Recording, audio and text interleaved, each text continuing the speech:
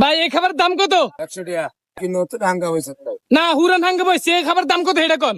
100 টাকা। অনেক খাবার আপনি খান, আপনার আমি 200 টাকা দিন।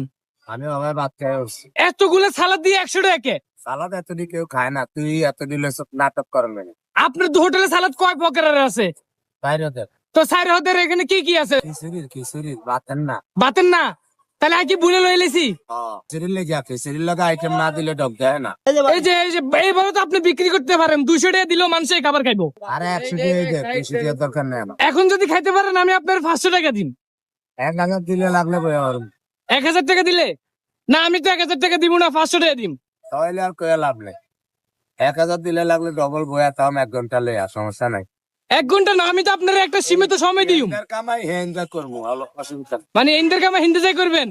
আমি আপনার সীমিত সময় দিম, 2 মিনিট টাইম দিম বা 5 মিনিট সময় দিম।